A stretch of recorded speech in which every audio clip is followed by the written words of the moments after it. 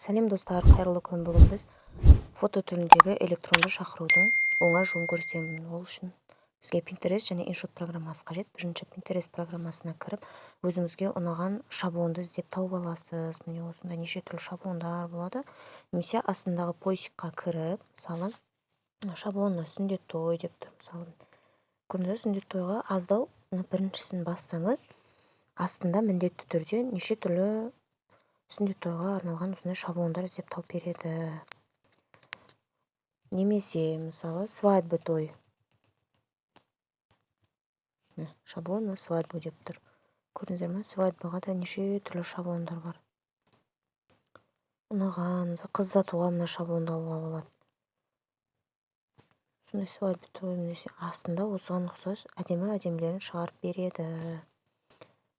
Яркий светтер, темный светтер, соның ішіндегі, мысалы, кез келген бір шаблонды скачать етіп аламыз. Маған, мысалы, осынан құрап тұр, төбедегі үш нүктені басып, скачать изображение дейміз. Міне, енді InShotқа кіреміз, фотоға кіреміз. Сол жаңағы загрузкалған фотомызды таңдап аламыз. Астындағы текстқа кіреміз. Тойға шақыру жазамыз, мысалы.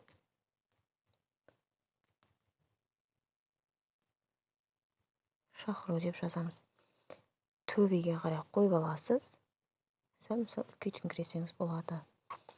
Жанындағы тұрған түстерді бассаңыз, шрифттің түсі өзгереді. Мысалы, осылай түсін өзгертуге болады. Немесе қарамен қойсаңыз болады. Аққа енді қара келеді. Границаны, мысалы, граница алуға да болады. Мысалы, сары қылып. Жоқ, осы недегі шақырудағы түсті алатын болсаңыздар, пипетканың түсін алып, осыны жылжыту арқылы, мысалы, алуларыңызға болады. Міне осылай осы сызықты алып, птичканы басасыздар. Қайтадан жөндейтін болсаңыздар, үстін басып, қағазды басып, редактировайтты бассаңыздар, осылай шығады.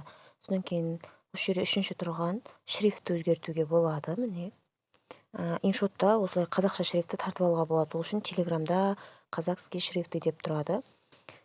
Оны видеоның астына жазып кетемін. Бұны енді сіздер қалай сохранить етесіздер? Оң жақтағы екінші тұрған астына қарай стрелканы басасыз. Осылай сіздердің мой папкілеріңізден загрузкада тұрады. Загрузкадан кейін Телеграмға кіресіздер. Міне осындай неше түрлі шрифттар бар. Мысалы, осылай үстін басып қалсаңыз, уже міне сізге не болады? InShotқа тартылады. Міне, регуляр екінен тарттым. Осылай енді шрифтті өзгерте берсеңіздер болады. Үлкейтін кіреп. Енді қайтадан текстті аламыз. Енді текст жазамыз. Мен дайын уже сөз дайындап қойдым. Енді осыны, мына құрметті қонақтар, мысалы, сіздерді ұлымыз Асқар мен келініміз Айдананың үйлену тойына арналған, шаңырақ көтеру тойына арналған деп, немесе сөйтіп жазуға болады. Арналған ақ дастарханымыздың қадірлі қонағы болуға шақырамыз. Міне осылай дайындап аламыз. Жерде арналғанды да бөлу керек сияқты.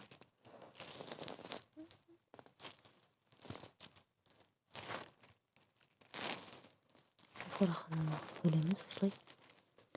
Ортасын бассаңыздар, ортасына шетке осылай болады. Ортасына қоямыз.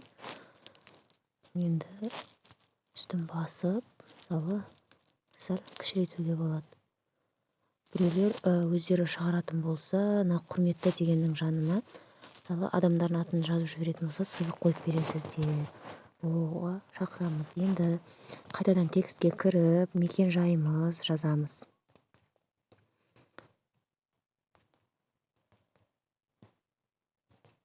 Шымкент қаласы, Самал-3.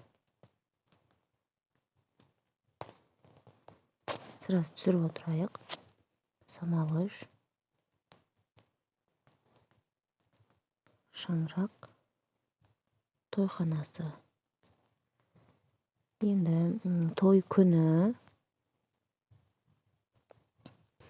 08-10 ай 2022 жыл. Сағат